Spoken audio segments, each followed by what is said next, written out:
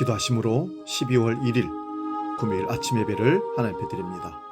존귀하신 아버지 하나님, 소망과 기다림의 달 12월 첫날을 우리에게 주시고 이 아침에 하나님께 예배할 수 있는 특권을 주셔서 감사합니다.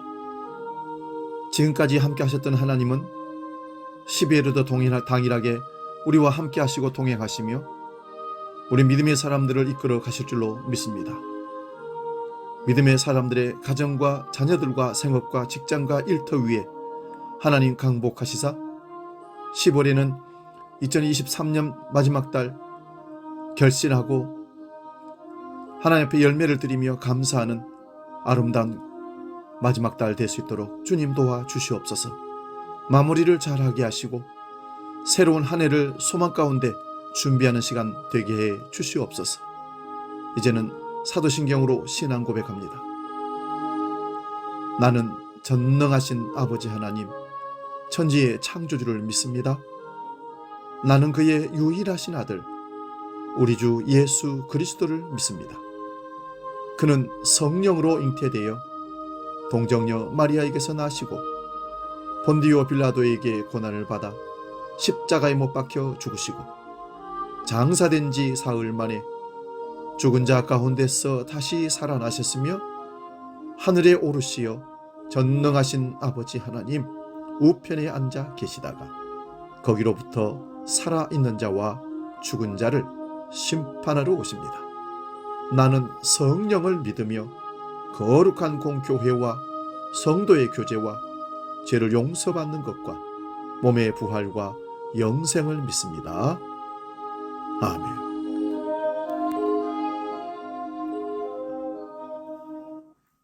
찬송가 336장 환난과 핍박 중에도 함께 찬송합니다.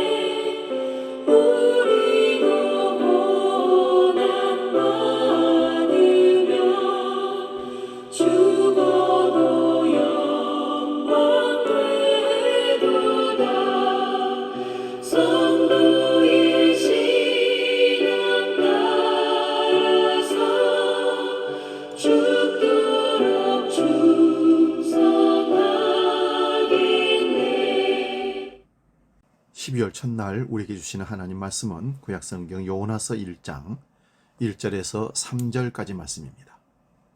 구약성경 1286면에 있습니다. 이 말씀 봉독할 때 살아계신 하나님의 음성을 들을 수 있기 바랍니다. 요나서 1장 1절에서 3절 지금 봉독합니다. 여호와의 말씀이 아미떼의 아들 요나에게 임하니라. 이르시되 너는 일어나 저 큰 성읍 니느웨로 가서 그것을 향하여 외치라. 그 악독이 내 앞에 상달되었음이니라 하시니라. 그러나 요나가 여호와의 얼굴을 피하려고 일어나 다시스로 도망하려 하여 욥바로 내려갔더니 마침 다시스로 가는 배를 만난지라. 여호와의 얼굴을 피하여 그들과 함께 다시스로 가려고 배삭을 주고 배에 올랐더라. 아멘.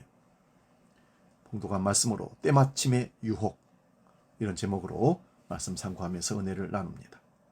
때마침이라는 말은 그때에 바로 알맞게 무언가 나타난 것을 자기가 생각하고 있는 것을 시행할 기회라고 착각하고 선택하는 결정적인 요인이 되는 말이 때마침입니다.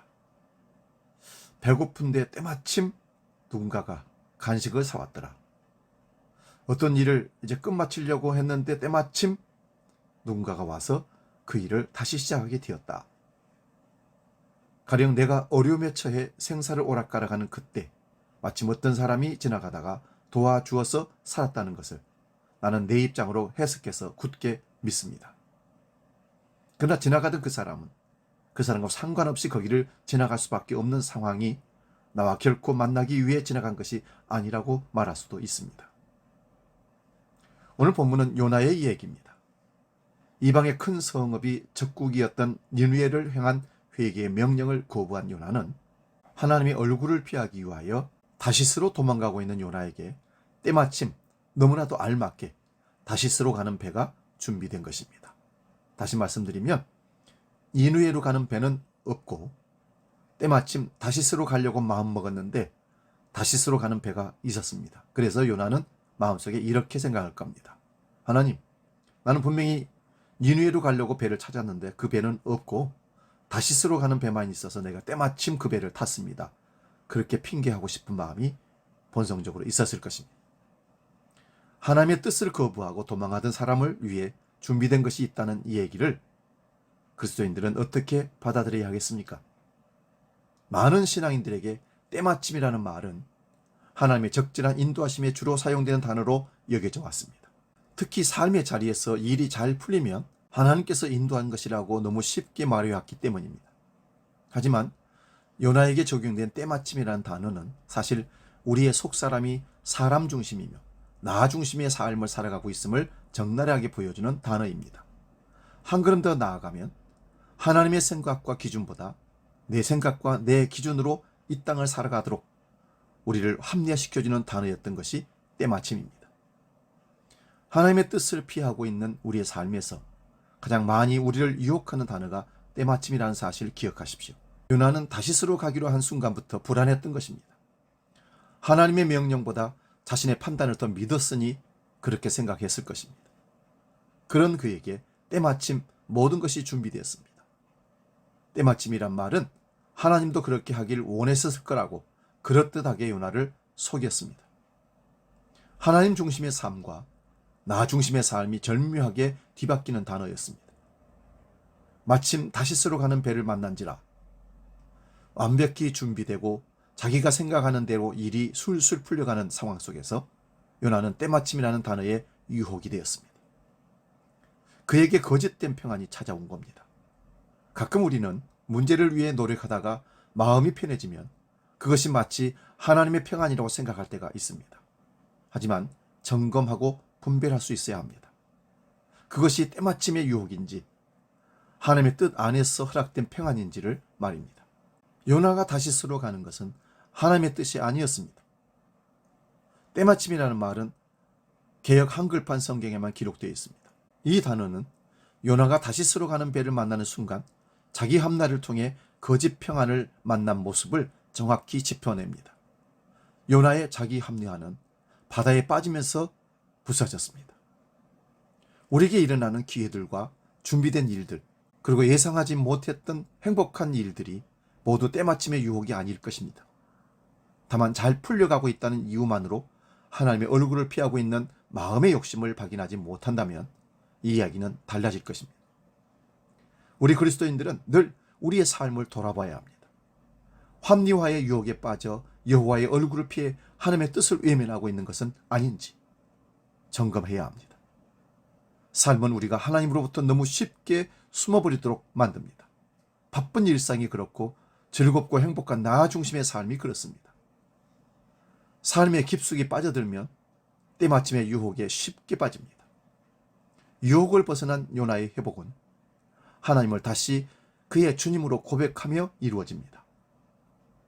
우리 교회의 주인이 하나님이시듯 우리 삶의 주인도 하나님이심을 잊지 마시기 바랍니다. 하나님을 향해 걸어가고 있는 여러분의 인생의 방향을 다른 어떤 이유로도 바꾸지 마시기 바랍니다. 그것이 하나님이 원하시는 방향이라면 손해가 나고 피곤하고 힘들어도 그 길을 계속 가야 합니다.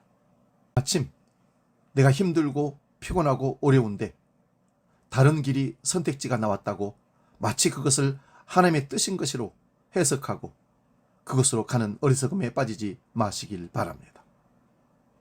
때마침의 유혹을 잘 이길 수 있기를 주의 이름으로 축원드립니다. 기도하겠습니다. 거룩하신 아버지 하나님, 요나는 하나님께서 니느웨로 가라는 명령의 말씀을 자기 백성을 괴롭히는 니느웨가 회개하면 안 되겠기에 가기 싫은 발걸음을 옮기다가 때마침 다시스로 가는 배를 타게 되고 물에 빠져서 3일 동안 큰 고기배 속에서 고통을 당하는 어려운 일들을 경험했었습니다.